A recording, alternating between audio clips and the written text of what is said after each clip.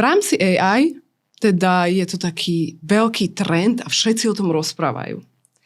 A sú rôzne konferencie, sú rôzni speakery, ktorí sa vyjadrujú na túto tému, ale v rámci Slovenska práve vy dvaja ste prišli s niečím naozaj, že revolučným, funkčným, čo už sa dá v podstate používať a spojili sily, že Ľudská Štelerová, ktorá je podľa mňa, že jeden z najlepších headhunterov v Slovenskej republike a Daniel Buchta, ktorý, prosím ťa, Danko, predstav sa, lebo ty máš tých funkcií naozaj strašne veľa.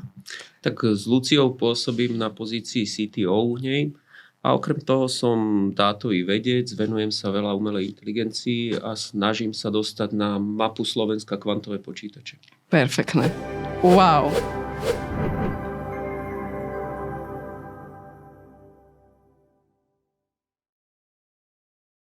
Ja som teda tiež ITčkárka, ale ja som iba taká, že jednoduchá softverová testerka. Takže na teba sa nechytám ani zďaleka.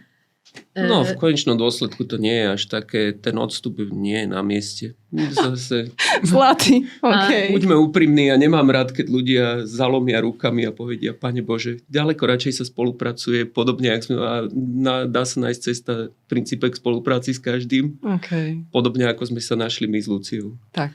A presne o to ide. Možno aj ty v rámci tvojho povolania sa možno trošku podceňuješ a neuvedomuješ si.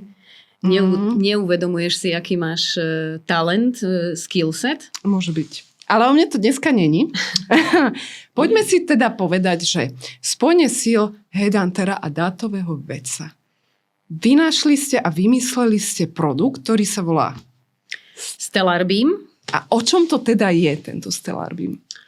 No, môžeme nadviazať na to, čím sme začali. Tak, jak si ty povedala, ľudia často, a najmä v IT, nevedia svoju hodnotu a nevedia, kde je ich talent a nevedia, aké majú možnosti. Na druhej strane ľudia, ktorí hľadajú v IT ľudí, tak nevedia a tvrdia, že nie je talentu, že ich nevedia nájsť. Áno. No a my sme sa nad tým relatívne dlho zamýšľali, že kde je ten problém, lebo vidíme kopec talentovaných ľudí a vidíme kopec zaujímavých klientov, ktorým prinášajú prácu. No a pokúsili sme sa vyriešiť, prečo sa to míňa. A že sa to míňa, a v princípe náš produkt rieši to, že sa to míňať nemusí. Že sa nemusia tí klienti s tými kandidátmi míňať. Hej. Okay. Ono celkovo, ja som v IT nábore alebo rekrutmente, headhuntingu 18 rokov a vždy to bolo o tom jednom a tom istom probléme, že mali sme nejaké zadanie, nejaký job description a veľakrát sme na základe toho job descriptionu museli ešte veľmi veľa často komunikovať práve s hiring manažerom a doslovne vytiahnuť z neho, čo naozaj v rámci toho job descriptionu bude ten daný človek naozaj potrebovať.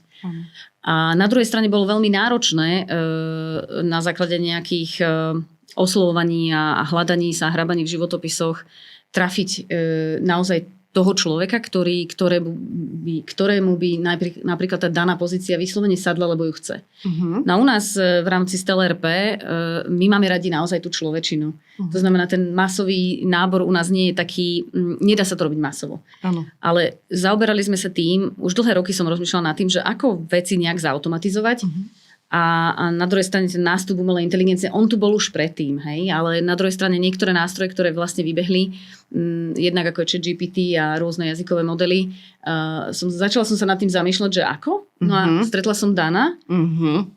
My sa totiž to poznáme dlho, ale nejak tie osudy nás spojili s tým, že obidvaja sme mali rovnaké myšlienky, tak sme sa spojili dokopy a vlastne vznikol Stellar Beam s tým, že je to vlastne platforma. Áno, ideme do tej jednoduchšej formy vysvetľovania. Tak, je to jednoduchá platforma. U nás je to presne o tom, že nehať veci čo najjednoduchšími. Dobre. Ale tá platforma je jednak komplexná, ale dá sa rozdeliť na 3 jednoduché časti. Veľmi jednoduché časti. A vo všeobecnosti môžeme ako teda definovať Stellar Beam? O čom to je? Stellar Beam je vlastne názov, ako keby samotný je o tom, že každý z nás ako kandidát má unikátny skill. A veľakrát aj tí technickí ľudia nevedia možno často dostať na ten papier, na ten životopis tú ich unikátnosť. No a Stellarbeam z jednej časti pomáha naozaj toho kandidáta naviesť na to, ako si správne napísať životopis. Takže ja už si ho nebudem musieť nikdy Nie, písať. musíš si ho napísať, ale škoda. my ťa navedieme na to, aby sme ti vysvetlili, keď máš nejakú pozíciu konkrétnu, ktorá ťa možno zaujala, chcel by si sa o ňu uchádzať. Dobre. A možno ti v tom životopise niečo chýba, možno to nemáš tak napísané a možno si aj veľa vecí robila, ale v tom momente, keď ho tvoríš, ti nenapadne dať to tam. Takže tento systém ti automaticky veľmi jednoducho navrhne, čo ešte by si mohla. Ak to samozrejme máš, nenavádza ťa na klamstvo. A čo ešte by si mohla vlastne v rámci tej danej pozície v podstate vypichnúť, zdôrazniť? Dobre, čiže ak tomu dobre chápem, úplne že v jednoduchosti, ako človek, ktorý sa nerozumie do IT, je Stellarbeam funkčný produkt, ktorý slúži pre firmy, rekrutment a kandidátov v rámci CVčiek a pozícií. Povedala som to správne. Áno. Dobre.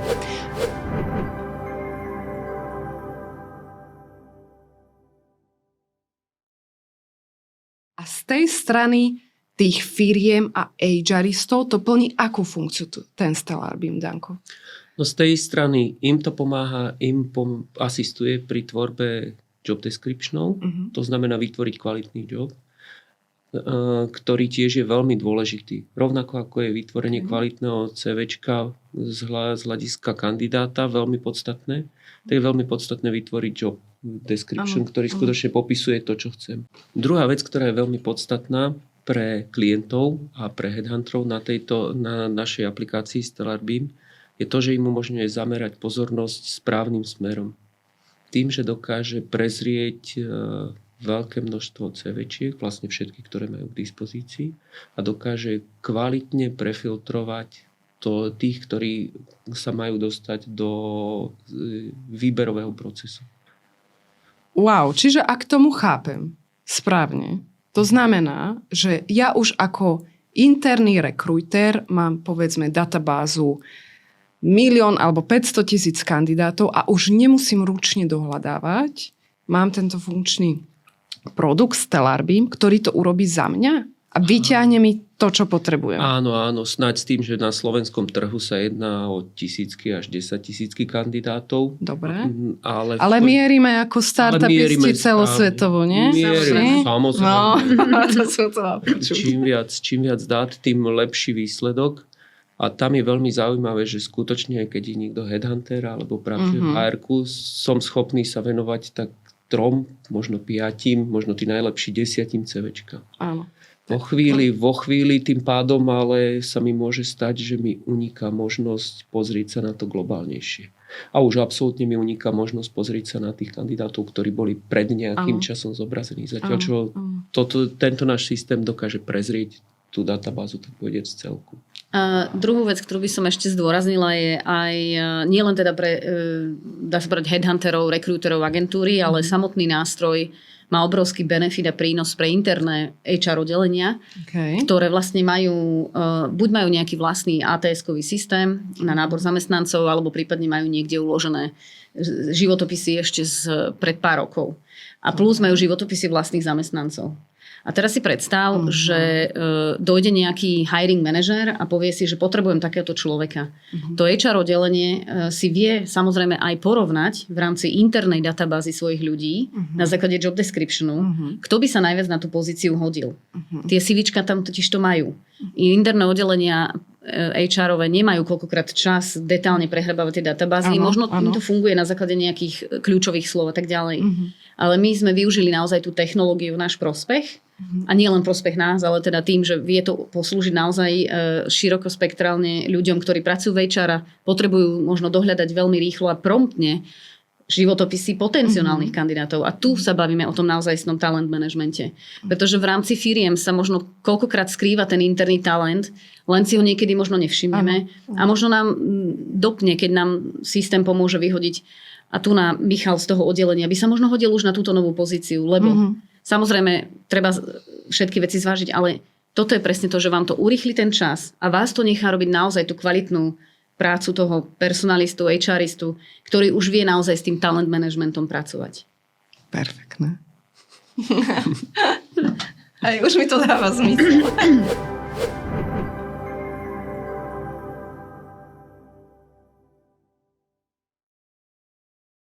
čom je ten váš Stellar Beam iný? No, v prvom rade je veľmi jednoduchý a zameriava sa naozaj na jednoduchosť a potenciál toho človeka, ale aj potenciál tých dát, ktoré... Lebo ak môžem do toho vstúpiť, tak týchto nástrojov bude pravdepodobne na trhu už viacero. Samozrejme. A musíte nejak vyčnívať, alebo musíte mať niečo špecifické alebo špeciálne. Áno, samozrejme, máme nástroje, ako sú ChatGPT a možno nejaké ďalšie od Google a všetkých iných. Ale čo mi Stellar Beam iný je to, že my sme do neho dali tú našu 18-ročnú expertízu. Pracujeme v HR biznise, ja pracujem osobne naozaj dlhé roky a veľmi ma to baví, mám rada tú človečinu a Danko dostal zadanie, že však preniesme to moje know-how do Stellar Beamu, aby som sa ja nemusela 100-krát opakovať, lebo každý deň sa opakujem.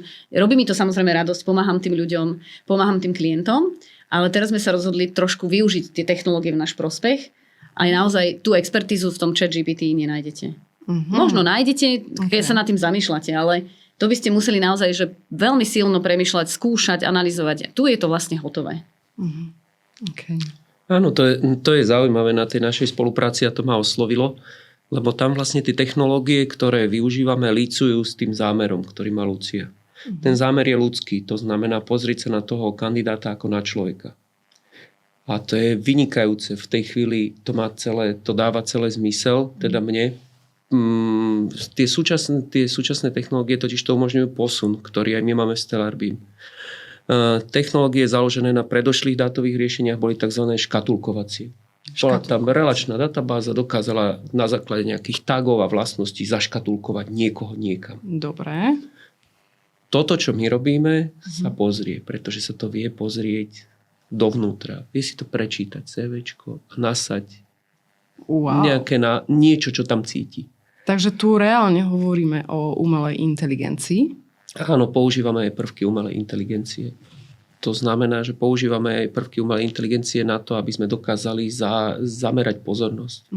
Umelá inteligencia na báze napríklad transformerov, ktoré sa v súčasnosti používajú. Už sa strácam. Začiatočný článok, skúsim z toho vybrusliť tak, aby si sa nestratila. Díky. Počiatočný článok, ktorý to celé odštartoval, má jednoduchý názov Attention is all you need. To znamená, že tie technológie sú na tom, že zameriavajú pozornosť.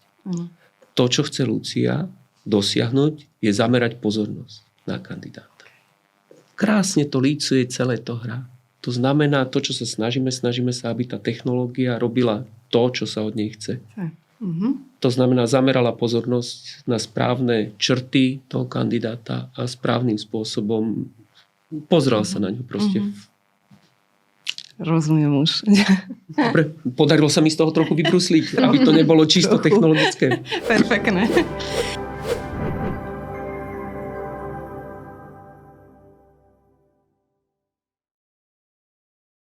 A Stellar Beam má teda také, že 3 prúdy alebo 3 vetvy. Poďme si teda rozobrať každé jedno. Ľudská, si začni teda s tým prvým. Stellar Beam ako taký sa dá využiť ako komplexná platforma, ktorá vie využívať naozaj všetky 3 časti, alebo sa dá veľmi jednoducho rozdeliť. My momentálne u nás v StelRP v rámci Stellar Beamu využívame samozrejme všetky 3 časti, to znamená, že pomáhame kandidátom urobiť ten životopis naozaj tak, ako by mohol v dnešnej dobe vyzerať. Musím naozaj povedať, že v dnešnej dobe je taký veľký trend u aj expertných ľudí použiť jednostranový životopis, CVčko, hej? Je to teraz trendy.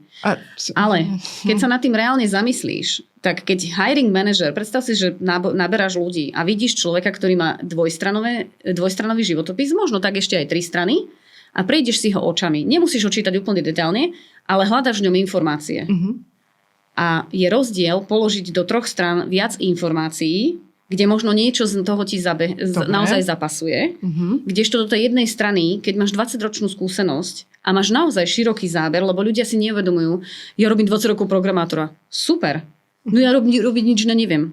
Pozor, ja si myslím, že naozaj ten človek vie určite aj niečo iné, prípadne vytiahnuť von z neho tú expertízu, nie len možno čisto na to programovanie, ale možno aj na tie rôzne odvetvia, v ktorých sa ten človek zaoberal. Tam je komplexita toho, len tí ľudia si to neuvedomujú. A my sa to snažíme vlastne pomocou tohto jednej časti, ktorá sa volá CV Assistant, urobiť vlastne to, že pomôžeme tomu kandidátovi dotvarovať ten životopis tak, aby korešpondoval a vytiahol z neho to najlepšie voči pozícii, o ktorú sa napríklad chce uchádzať alebo má záujem. Dobre, a tento produkt môžem použiť aj ja? Aj mimo napríklad ITčka? Áno. Hej? Samozrejme, je to tým, že to je obrovsko technologicky širokospektrálne, tak hodí sa to na akýkoľvek segment, ale tým, že my pracujeme v tom IT a mnohokrát tí špecialisti naozaj sú veľakrát prídu za mnou a povedia: Lucia, ja som technik, ja nepotrebujem vypisovať veci. Ja to radšej niekomu vysvetlím a ja tie omačky neviem písať. Ale nám nejde o tie omačky, nám ide naozaj o vytiahnutie tých skutočných informácií. Áno. Čiže ak som to... Potrebujem, Danko, od teba pomoc. Ja mám teda CVčko a potrebujem to dať prechrustiť do tohto Stellarbeamu. Aký je postup? Postup je, že zoberieš CVčko, zoberieš okrem toho job description, pozíciu, o ktorú sa chceš uchádzať, pretože dnes už je v princípe status quo, že potrebujem mať CVčko naladené na to, o čo sa uchádzam. Tieto dva zadám ako vstupy.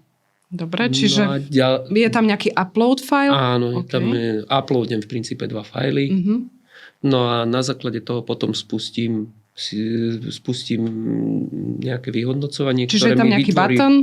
Áno, nejaký button a počase mi vytvorí proste upgradenuté CVčko. Čiže to zvládne asi úplne každý? Nie je to nič technicky náročné? Zvládne to úplne každý. Potom je tam ešte technika na to, aby mohol to CVčko upgradeovať. To znamená, je tam nejaké četovanie, ako zadať do toho nové informácie. Pretože v konečnom dôsledku ide o to, ako to dostať z toho kandidáta to najlepšie, ako sa on môže pozrieť sám na seba. Za tým účelom sú tam potom ešte suggestions, to znamená časť, kde sa mu dajú návrhy, ktoré môže on akceptovať a na základe toho rozšíriť. Pretože tento systém si nevymyslí informácie, ktoré nemá. Skočím. Koľko to trvá tento proces? Koľko to trvá tento proces? Ja si tam dám job description, alebo teda tú pozíciu, dám si moje CVčko, stlačím button. Koľko časovo? Hodinu, 2, 3? Niekde medzi 5 a 15 minút. 5 a 15 minút. To je taký rozumný čas, čo sa nad tým dá stráviť. Ale bavíme sa o tom, že tie prvotné nástrely ti vybehnú behom pár sekúnd. Ako nie je to úplne že šialené rýchle, lebo samozrejme tie technológie sú ešte v nejakej forme, ale cca do 30 sekúnd vieš mať prvotný nástrel a už samozrejme to samotné hranie, lebo my ťa navedieme na to, a nie že navedieme, ten systém ti sám navodí určitým spôsobom tie myšlienky, čo by si tam mohla dať, ako by si to mohla opísať. Ak si nie je úplne istá, ako to vytvoriť, tak znovu ten systém ti pomôže, keď sa ho spýtaš. Ako viem? Ako som si istá, že je to správne, že mi poskytuje správne informácie, možno, že ako to má vyzerať to moje CV, alebo... No, jedna z možností je, že skutočne, že sa zamyslím, či mi to dáva zmysel, to znamená, pozriem si ho a či sa mi to páči. To ma nenapadlo. No, lebo viete, ja si dám niečo do ChatGPT a ja tomu verím. Hej? No, je tam ešte druhá možnosť. Máme tam ešte taký gamifikačný prvok a ten v princípe na záver vyhodnotí, že aké je to CVčko vzhľadom k tomu job description. To znamená, povie, že dobre, tu napríklad medzi kandidátmi, ktorých máme, by si sa umiestnil niekde a podobne.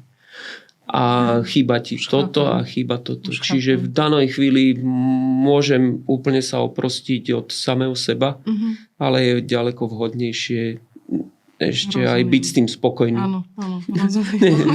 Tá gamifikácia je naozaj veľmi zaujímavá v tom, že ty si to CVčko upravíš a my ponúkame ešte takú nadstavbu vlastne toho, že vieš sa porovnať voči dajme tomu našej databáze ľudí, ktorých tam máme, v tom danom segmente voči tomu job descriptionu. To znamená presne, že ono ti to automaticky vyhodí, my to voláme beam check, Počkaj, čiže ak tomu správne chápam, to nebude všeobecná aplikácia, ktorú nasadíte niekde von na internet, to bude u vás niekde nasadené na...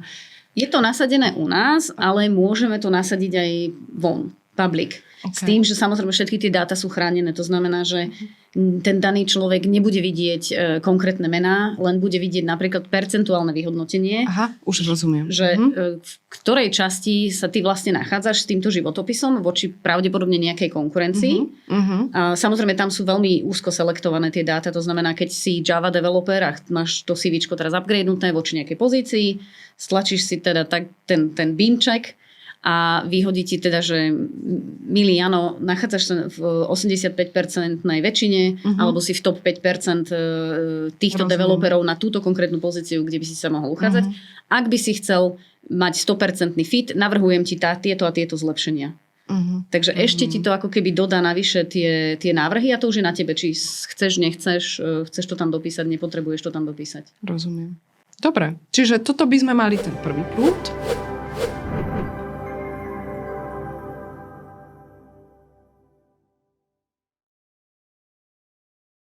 Ideme na ten druhý. Štandardný problém písania job descriptionov. No. Ja teda z pohľadu toho, že ja sa stále smiem, lebo vďaka tomu, že job description nie sú až tak dobre napísané. Nie sú, môžem to potvrdiť. Tak vďaka tomu my máme veľa práce.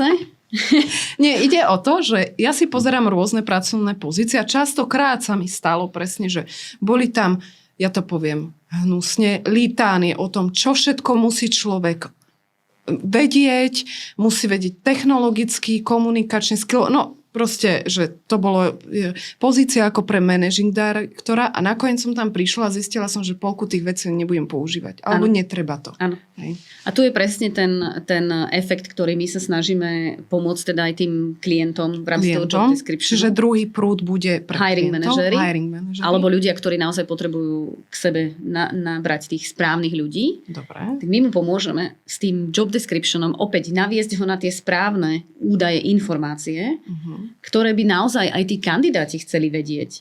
To znamená, že áno, napísať tam nejaký všeobecný popis, ale vytiahnuť z toho, čo je naozaj najdôležitejšie na tom tvojom jobe alebo na tej danej pozícii. Ktoré naozaj zručnosti budeš využívať dennodenne, s ktorými technológiami naozaj pracuješ.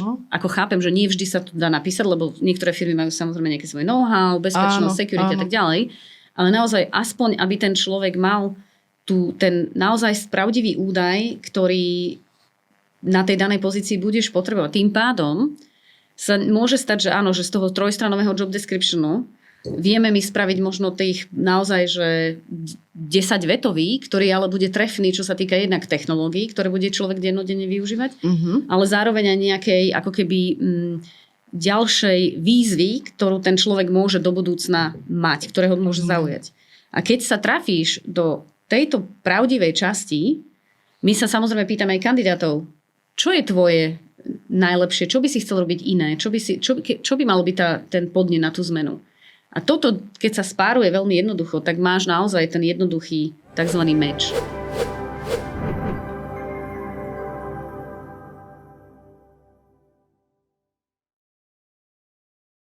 A tretí prúd, a to môžem prenechať Dankovi? Teda? Určite.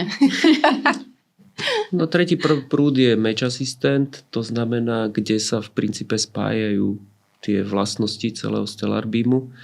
To znamená, keď tam... Prepáč, ale myslíte si, že tento tretí prúd je to gro toho vášho produktu? Že takéto najdôležitejšie? Je to to, kde sa si najlepšie zameria tá pozornosť. Dobre. To znamená to, čo prináša takú unikátnu hodnotu. Dobre. Je relatívne veľa produktov, ktoré ponúkajú CV, upgrade CV. Áno. Sú produkty, kde sa dá ponúknuť job description upgrade.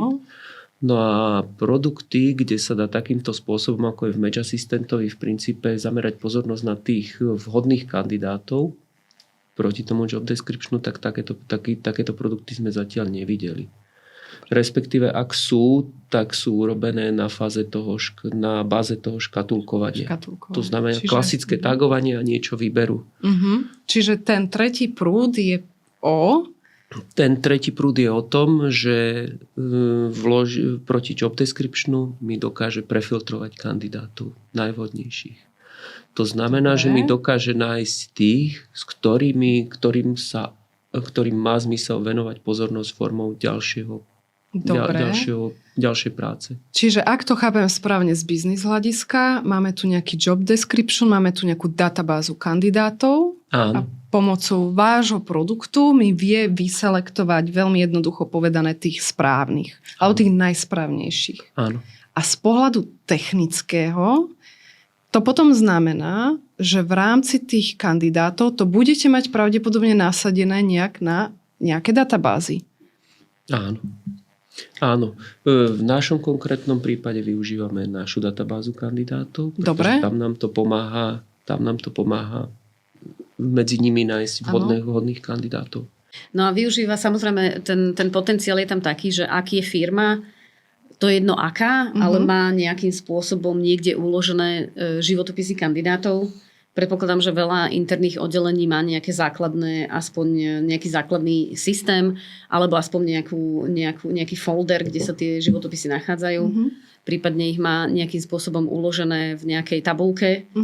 Tak je to presne o tom, že vy sa viete vrátiť kedykoľvek k tomu veľmi jednoduchým spôsobom, že si zadáte job description, tá databáza je napojená samozrejme na ten náš systém a stlačíte klik a zrazu naozaj na základe toho zadania, ktoré vy potrebujete, vám vyselektuje tých potenciálnych ľudí. To znamená, aj keď ste automotív a máte tam, 300-400 ľudí, životopisov vlastných zamestnancov, plus možno nejakých agentúrnych, plus vám dojdu nejaké. Predpokladám, že veľa firiem si to do nejakých systémov hádže, tak my vám vlastne Stellarbeam napojíme ako nadstavbu a vie vám to krásne tie vaše dáta čisto len vo vašom uzavretom prostredí, samozrejme aj v rámci nejakej bezpečnosti načítať a vie vám to dodať tie výsledky, ktoré potrebujete. To znamená, že či už je to rekruter v agentúre, alebo je to personalista v... Prepáč, že ti do toho skáčem, ale tým pádom im odpadá kus náročnej roboty. Samozrejme. O tom to asi je tá pointa tej efektivity tej práce však. Tak.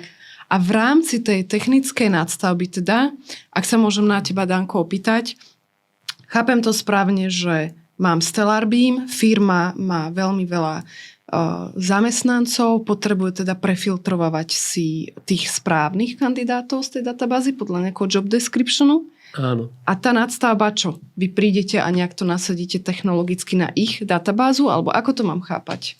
Áno, my v princípe dokážeme naintegrovať ten náš systém na ich databázu. Dobre. No a na základe toho to začne operovať nad ich dátami. Wow, to je cool.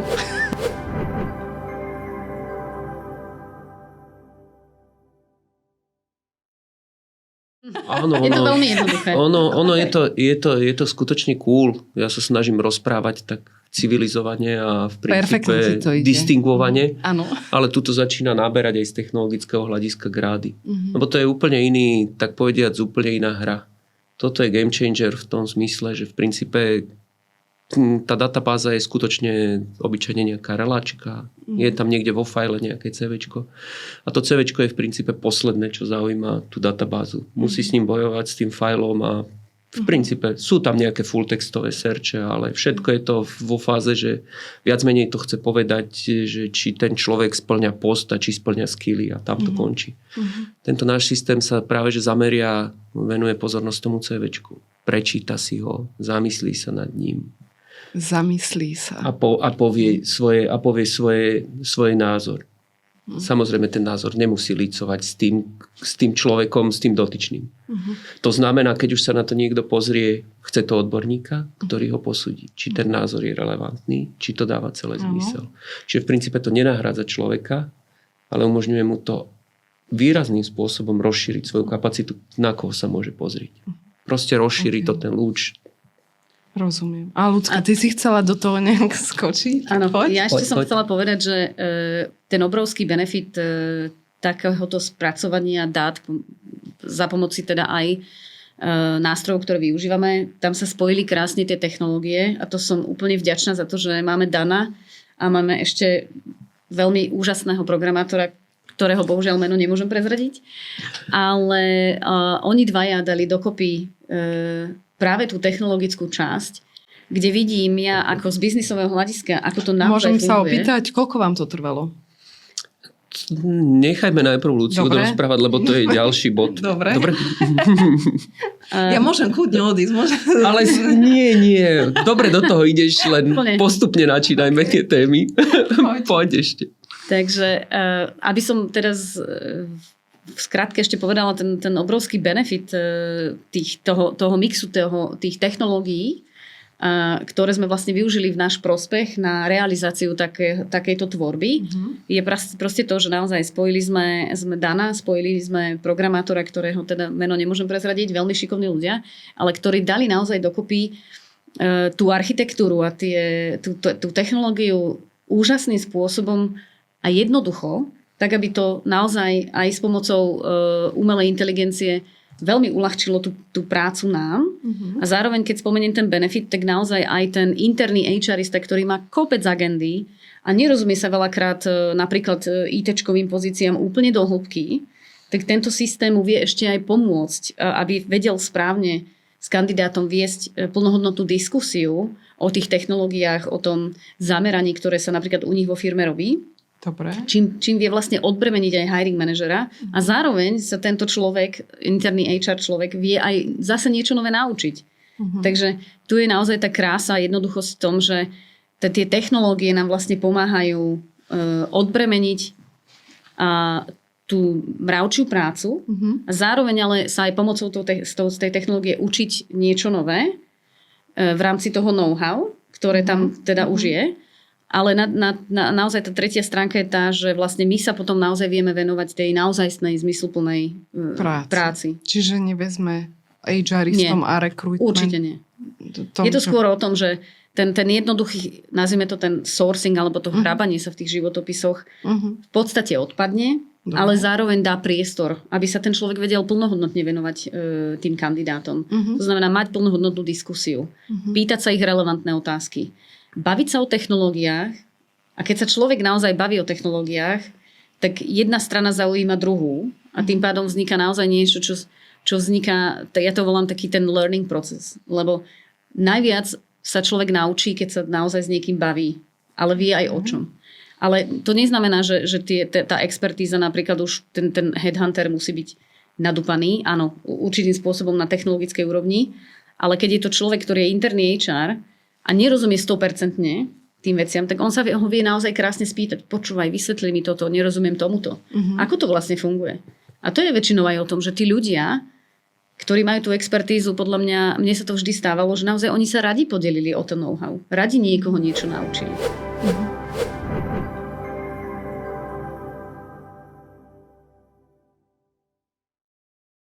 Moja ďalšia otázka znie, koľko vám trval ten projekt?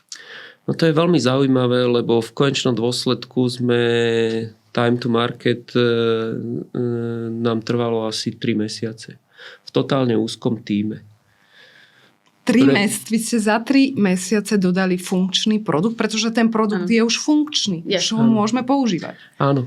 Tam je to, že ľudia si neuvedomujú, v princípe v súčasnosti v tých technológiách nastáva to, čo sme pozorovali v 90. rokoch v horolezectve. Ja mám veľmi rád športy horské. V horolezectve sa išlo expedične. Prišla expedícia 30 chlapov plus 100 šerpov, nanosili si kopec materiálu pod Everest a po táboroch to lozili. Okay.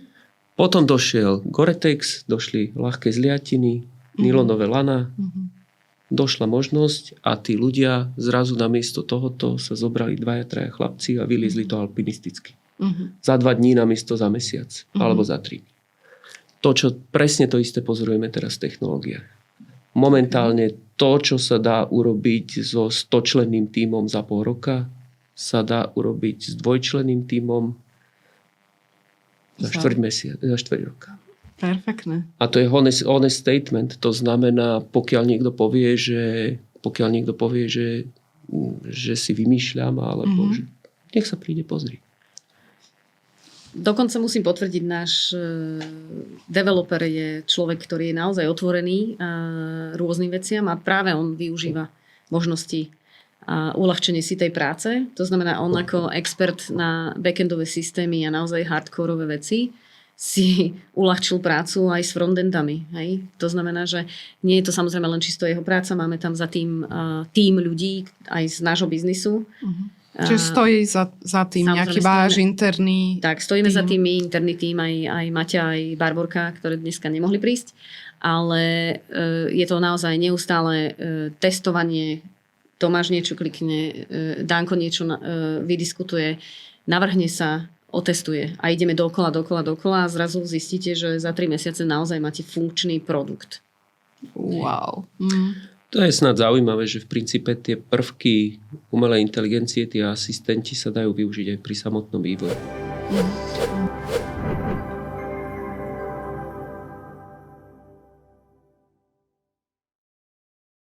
A samozrejme v súčasnosti sa to stretáva s nejakými emóciami a s nejakými bariérami. Presne, to som sa chcela na to nadviazať, že my ako slovenský národ sme taký veľmi, ako by som to povedala, konzervatívny v používaní najnovších technológií a trošku sa toho bojíme a mám napríklad aj ja strach, že ma raz vymení AI. Tak ako to teda s tým je? Tak ono, čo sa týka od zavedenia tých transformerov pred rokom, tak boli také základné vlny. Prvá vlna bola pomoc, vymení ma to. Dobre, tá trvala asi do leta. Od leta trvala vlna, potom prišla vlna, že dal som tomu urobiť svoju dennú prácu, neurobilo to, je to blbé. Dobre. Hej, a ja som na to prišla. A pomaly, to sú také tie základné reakcie, dobre?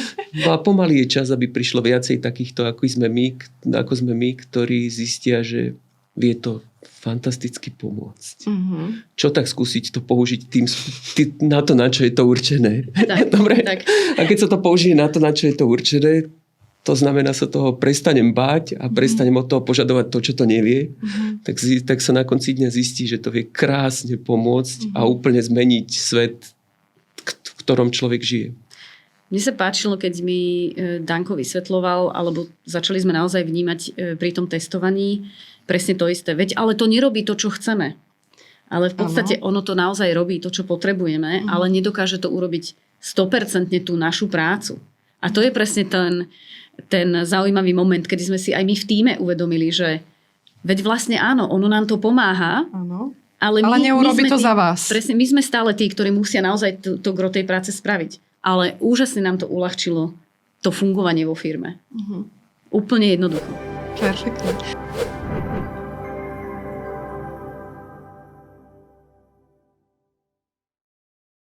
A keby napríklad som teraz nejaká firma, alebo HRista, alebo recruiter a chcela by som si vyskúšať váš produkt, ako vlastne vás môžem kontaktovať, alebo ako prebieha ten proces tej spolupráce?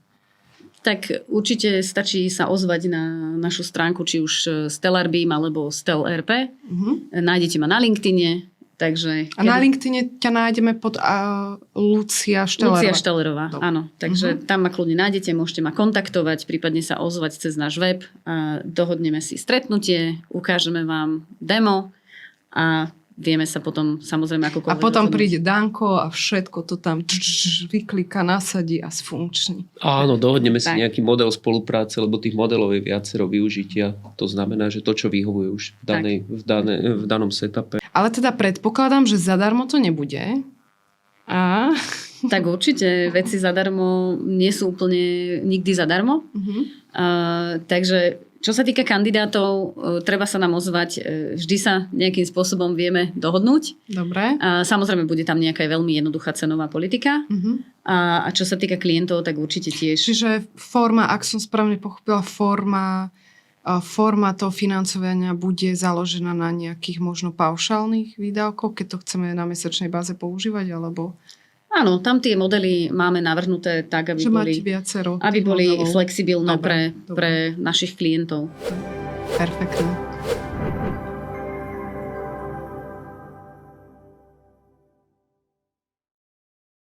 Tak ja želám všetkým, aby mohli pracovať s podobnými technológiami. Či už ako technológovia, alebo ako užívateľia.